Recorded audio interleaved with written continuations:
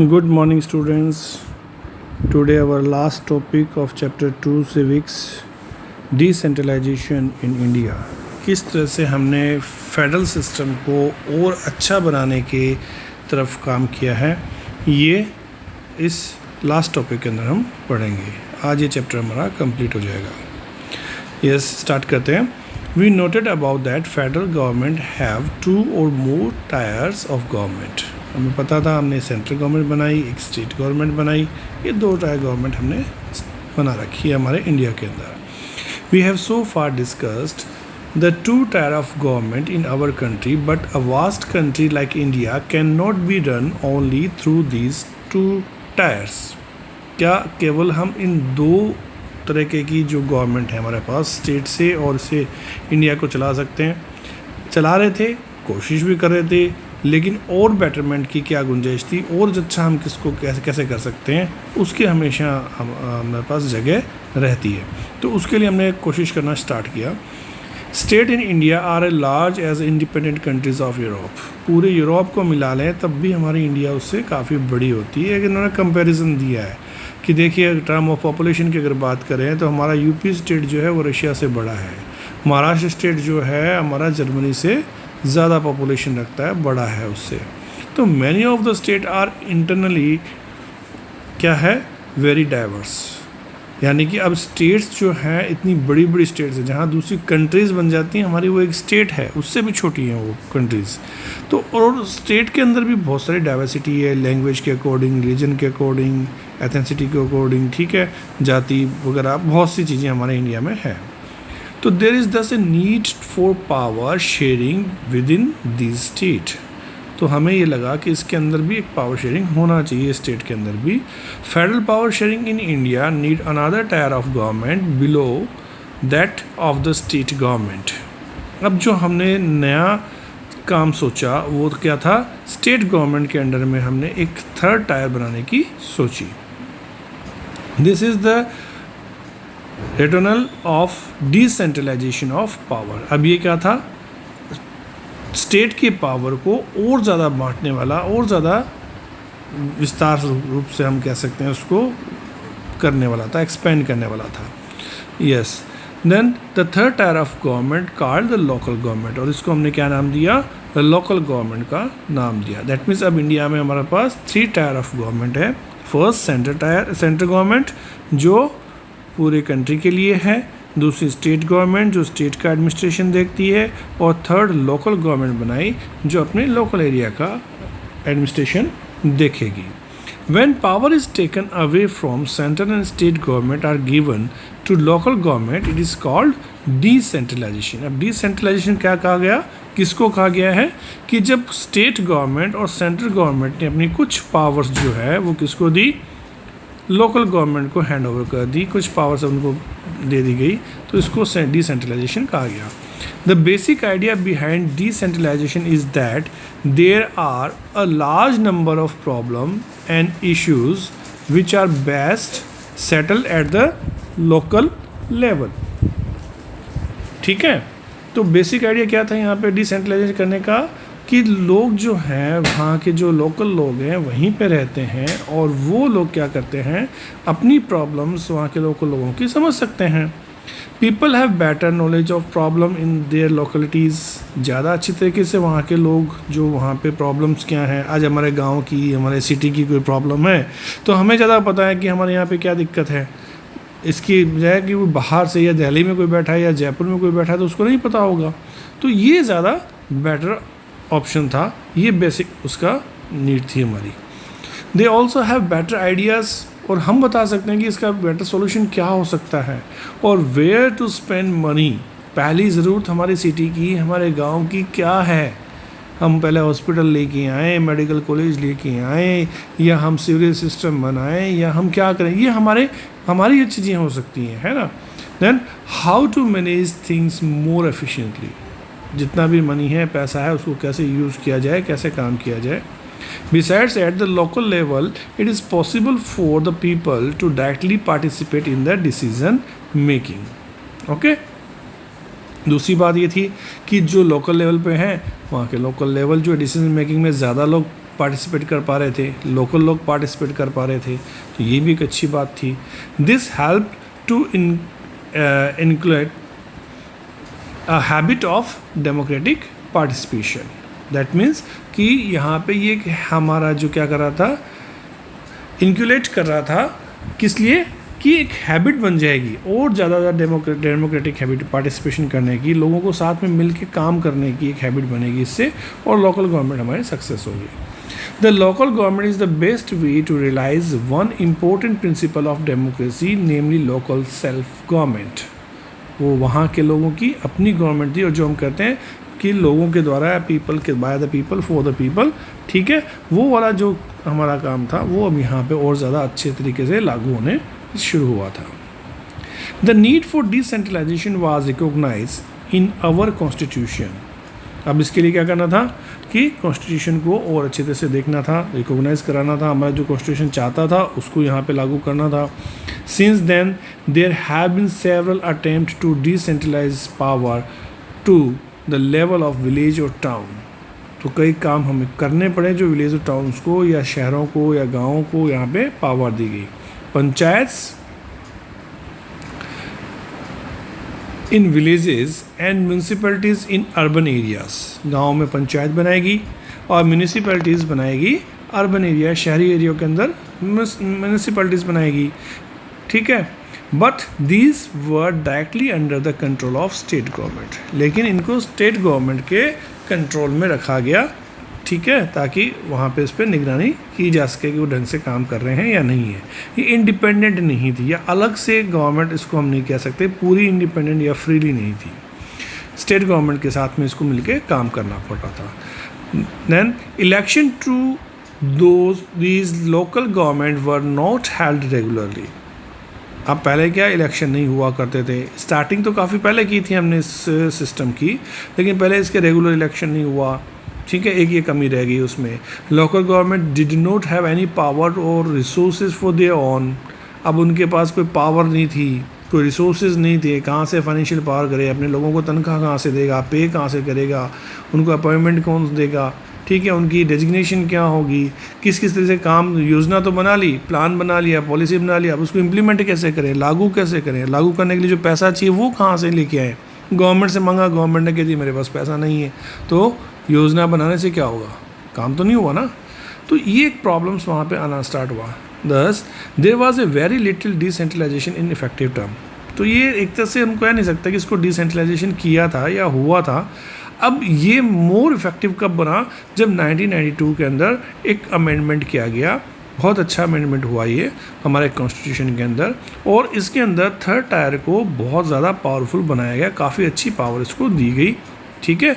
अब वो कौन कौन सी पावर दी गई, यस, पहला काम क्या किया गया ये देखते हैं. 1992 के अंदर जो अमेंडमेंट हुए उसमें क्या किया गया.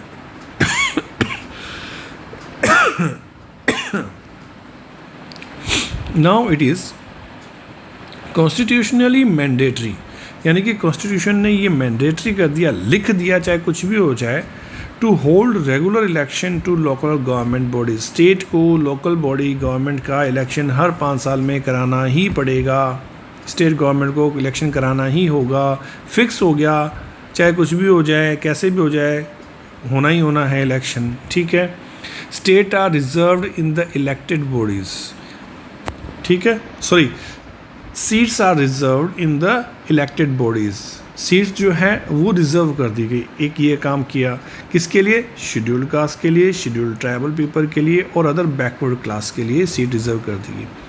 कि कौन कौन सी, कि कहाँ पे उनके एग्जीक्यूटिव हेड्स जो होंगे इंस्टीट्यूशन के, उसके लिए ये रिजर्व किया गया, ठीक है, कि वहाँ पे जो बॉडी बनेगी, पंचायत बनी या वहाँ पे म्यूनसिपलिटी बनी, तो उनका एग्जीक्यूटिव हेड जो होगा वो SC सीट होगी या ST सीट होगी या बैकवर्ड सीट होगी. ये रिजर्व कर दिया गया ताकि लोगों को बराबर प्रपोर्शन में वहाँ पे काम मिल सके, उनको रिप्रेजेंटेशन मिल सके.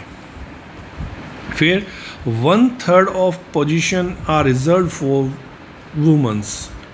अब ये पहला गवर्नमेंट का टायर था, या हम पहला कह सकते हैं कि पहली लोकल गवर्नमेंट थी जिसके अंदर यहाँ पे 1/3 रिजर्वेशन कंपलसरी कर दिया वुमेन्स के लिए, ताकि वुमेन अपनी बात आगे आके रख सकें और पार्टिसिपेशन कर सकें इंडियन गवर्नमेंट के अंदर। अभी तक स्टेट में और सेंटर में ये नहीं किया गया है, 1/3 रिजर्वेशन नहीं दिया गया है। डिमांड है इंडियन वुमेन्स की, लेकिन अभी तक इसको नहीं मानी गई है। लेकिन इस थर्ड टायर ऑफ गवर्नमेंट के अंदर इसको मान लिया गया और रिजर्व कर दी गई। फिर क्या किया, an independent institution called the state election commission बनाया गया। स्टेट में अलग से के लिए स्टेट इलेक्शन कमीशन बनाया गया, जिसकी ये रिस्पॉन्सिबिलिटी थी कि वो इस रेगुलर इलेक्शन करवाए पंचायत का और शहरों के अंदर म्यूनिसिपलिटी का। ठीक है, state election commission has been elected in the each state to conduct panchayat and municipality election. तो ये छोटे छोटे क्वेश्चन बनते हैं, ये बनाते जाइएगा साथ में कि कौन इलेक्शन कराता है, स्टेट इलेक्शन कमीशन। वहाँ पे सेंटर का इलेक्शन कमिश्नर नहीं कराता, स्टेट इलेक्शन कमीशन जो है वो लोकल गवर्नमेंट का इलेक्शन करवाने के लिए रिस्पॉन्सिबल है। Yes, the state government are required to share some power. अब कुछ पावर्स उनको देनी पड़ी स्टेट गवर्नमेंट को, ठीक है। और रेवेन्यू, कौन सी पावर थी, पावर कुछ काम करने की एंड रेवेन्यू जनरेट करने की, कि कैसे वो टैक्सेस इंप्लीमेंट करे या रेवेन्यू जनरेट करे with the local government bodies. या तो वो लोकल गवर्नमेंट बॉडी को कुछ टैक्स इंप्लीमेंट करने के लिए दे दे, ठीक है, कि ये सब्जेक्ट पे आप टैक्स इंप्लीमेंट कर सकते हैं, या क्या करे, कुछ शेयर अपना प्रोवाइड करा दे। इस तरह की कोई व्यवस्था स्टेट को करनी पड़ेगी। ठीक है, the nature of the sharing varies from state to state. और ये किस तरह से करती हैं, उनको रेवेन्यू किस तरह से देता है, पैसा किस तरह से उनके पास आएगा काम करने के लिए। नहीं तो फिर वो ये कंडीशन हो जाएगी, सब पॉलिसी से बना ली, योजना बना ली, प्लान बना लिया, काम कर लिया, सब कुछ है तैयार है हमारे पास, लेकिन हम काम नहीं कर पा रहे क्योंकि पैसा नहीं है हमारे पास। तो पैसा कहाँ से आएगा पब्लिक के काम करने के लिए। तो पब्लिक पे क्या टैक्सेस इंप्लीमेंट होंगे, या स्टेट गवर्नमेंट उसको कितना शेयर देगी उनको काम करने के लिए, अपने टैक्सेस में से निकाल के ये स्टेट गवर्नमेंट को डिसाइड करना पड़ेगा, कंपलसरी कर दिया गया। ठीक है, तो ये कुछ पॉइंट्स थे जो हमारे लोकल गवर्नमेंट के लिए बनेंगे। चलिए, अभी गवर्नमेंट बनी कैसे, देखिए। रूरल गवर्नमेंट, जो रूरल लोकल गवर्नमेंट बनी थी उसको पंचायत राज के नाम से जाना जाता है। काफ़ी पहले ये स्टार्ट हो गई थी। इसमें क्या होता है, ईच विलेज और ग्रुप और villages in some states has a gram panchayat. या तो हर एक गांव के अंदर, अगर बड़ा गांव है तो एक गांव में हो जाएगा, या छोटे छोटे गांव हैं तो कई गांवों में मिलके अलग अलग स्टेट्स के अलग अलग काम है, उसमें एक ग्राम पंचायत बनाई जाती है। ठीक है, अब ये ग्राम पंचायत क्या होती है, दिस इज़ ए काउंसिल। ये काउंसिल है एक किसकी, consisting of several ward members. उसमें अलग अलग मेंबर्स होते हैं जिनको पंच कहा जाता है। ये क्या, अलग अलग वार्ड मेंबर्स को पंच बनाएगी, और वो पंच का एक जो प्रेसिडेंट है उसको सरपंच कहा जाता है। दैट मीन्स पंच और सरपंच मिलकर क्या बनाते हैं, ग्राम पंचायत बनाते हैं। ठीक है, they are directly elected all the adult population. कहाँ से इलेक्टेड होते हैं वो, उनको चूज़ करने वाले कौन है, वोटर कौन है, सारे एडल्ट पॉपुलेशन हैं जो रहते हैं कहाँ पे, लिविंग इन द वार्ड और village in the decision making body of the entire village. और ये जो होते हैं जज कहते हैं, ये सारे गांव की डिसीजन करने के लिए रिस्पॉन्सिबल है। The panchayat works under the overall supervision of gram sabha. Gram सभा अलग है, पंचायत अलग है, ये ध्यान रखा। पंचायत के जो मेंबर हैं वो पंच हैं। पंच का इलेक्शन होता है जिसमें सारी गांव के लोग, उसके जो एरिया है उनके गांव के लोग, वार्ड मेंबर्स उनको चूज़ करते हैं। ठीक है, और उनमें से जो उनका लीडर होता है वो सरपंच होता है। ठीक है, तो पंच और सरपंच सारे इलेक्टेड मेंबर हैं, चूज़ होकर उनको चुनाव से निकल के आते हैं। और ये जो पंचायत है, जो पंचायत बनती इन मेंबरों से, वो किसको उस पर सुपरविजन करने के लिए क्या बना दिया, ग्राम सभा बनाएगी। ठीक है, अब ग्राम सभा के मेंबर कौन है, all the voter of the villages are its member. अब यहाँ पे किसी को चूज़ नहीं किया है, ग्राम सभा का मेंबर कौन है, सारे गांव के एडल्ट वोटर जितने भी हैं, जिन्होंने वोट दिए थे, पंच और सरपंच बनाए थे, वो वोटर्स सारे के सारे ग्राम सभा के मेंबर हैं। दैट मीन्स जितने भी वोटर हैं वो ग्राम सभा के मेंबर हैं। It has to meet at least twice और थ्राइस, 2 या 3 बार साल के अंदर ये मीटिंग करेंगे। अब लोगों को बुला लिया जाता है, जितने आते हैं उतने ठीक है। To approve the annual budget of the gram panchayat, gram panchayat का बजट अप्रूव करने के लिए कि कौन कौन सी चीज़ों के लिए कहाँ कहाँ खर्चा। अब ये क्या हो गया, डायरेक्ट मीटिंग हो गई लोगों की कि हमारी व्यवस्था के लिए, हमारी भलाई के लिए आप क्या कर रहे हैं। पंच सरपंच, उनके ऊपर डायरेक्ट निगरानी कौन करेंगे, वोटर ही कर रहे हैं, वो डायरेक्ट निगरानी कर रहे हैं, एक तरह से उसको सुपरविजन कर रहे हैं उसके, ठीक है। तो एनुअल बजट पास करने के लिए उनकी मीटिंग होती है और जो पंचायत है वो ग्राम सभा के सामने अपनी परफॉर्मेंस रखती है कि हमने ये काम किया, हमने सड़क बना दी, हमने गांव के अंदर डिग्गी बना दी, हमने ये पंचायत के लिए काम कर दिया, ये हॉस्पिटल के 3 कमरे बनवा दिए, हमने यहाँ स्कूल के अंदर 2 कमरे बनवाए, हमने ये काम कर दिया। तो ये छोटे छोटे जो काम होते हैं वो सीधी सी मीटिंग होती है, मीटिंग में खर्चा अपना बताती है, अपना बजट बताती है और आगे वाले टाइम में हम ये करने वाले हैं। वो सभी लोगों को, गाँव के जो वोटर्स हैं यानी कि ग्राम सभा के सामने ये चीज़ें रखी जाती है, ठीक है। चलिए, the local government structure goes right up to district level, ठीक है।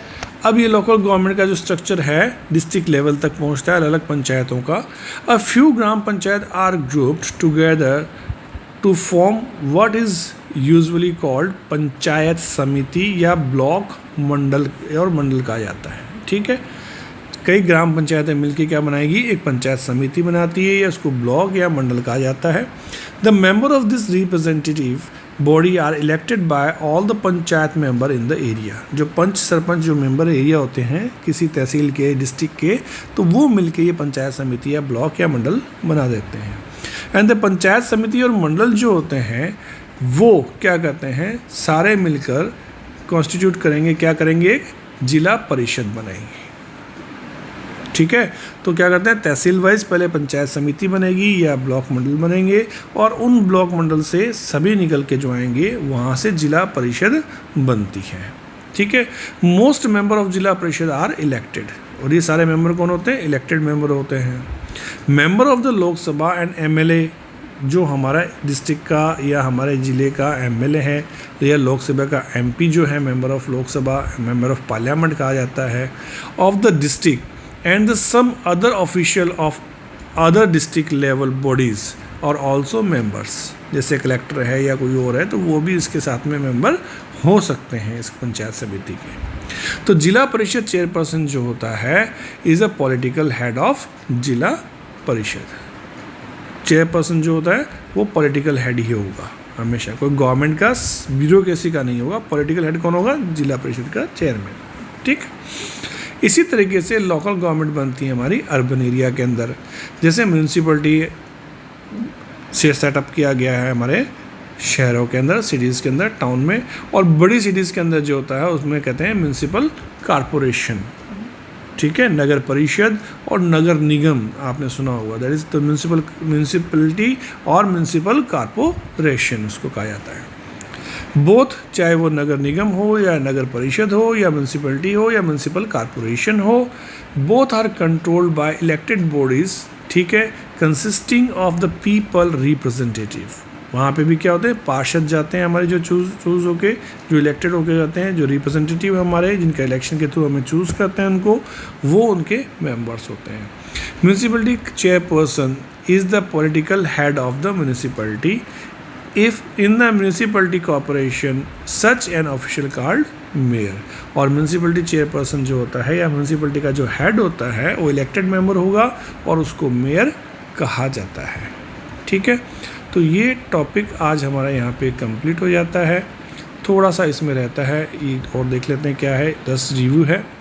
The new system of local government is the largest experiment in a democracy conducted anywhere in the world.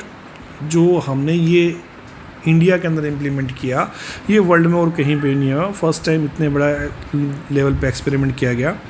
लगभग 36 लाख इलेक्टेड रिप्रेजेंटेटिव हैं हमारे आज, पंचायत, सरपंच और जिला परिषद के अंदर पार्षद वगैरह ये मिला के, ठीक है। और जो किसी भी एक बड़ी कंट्री की पॉपुलेशन से भी ज़्यादा है, ठीक है। तो constitutional status for local government has help to deepen democracy in our country. और क्योंकि इनको सीधा राइट कहाँ से मिला है, कॉन्स्टिट्यूशन से मिला है, हमारे संविधान से मिला है, इसलिए ये और भी अच्छी बात है, कोई भी दूसरा लॉ इसको हटा नहीं सकता, ख़त्म नहीं कर सकता। तो ये क्या है, ये बहुत अच्छी बात है हमारे, और गहराई तक हम इसके अंदर ज़्यादा डेमोक्रेटिक गवर्नमेंट हमने अपने आप को बनाने की कोशिश की है।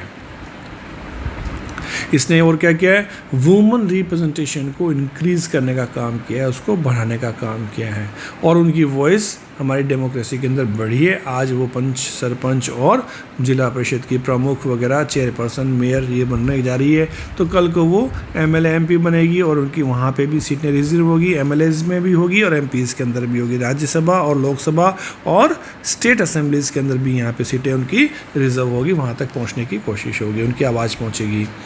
While election are held regularly, जब से इलेक्शन हम रेगुलरली करने लगे हैं, एंड ये क्या हुआ है, बहुत अच्छी तरीके से लोगों ने इसको हाथों हाथ लेना स्टार्ट किया है। लोग इसमें पार्टिसिपेट करते हैं, बहुत इच्छा के साथ, एनर्जी के साथ इसमें काम करते हैं। ग्राम सभा जो है आर नॉट हेल्ड रेगुलरली, एक ये थोड़ी सी यहाँ पे प्रॉब्लम है कि ग्राम सभा की जो मीटिंग होती है वो इतनी रेगुलर नहीं हो पाती, लोग उसमें कम पार्टिसिपेट करते हैं क्योंकि वोटर है, उनको लगता है कि हम क्यों जाए, हमने रिप्रेजेंटेटिव चूज़ कर लिया ना, काम कर रहा है।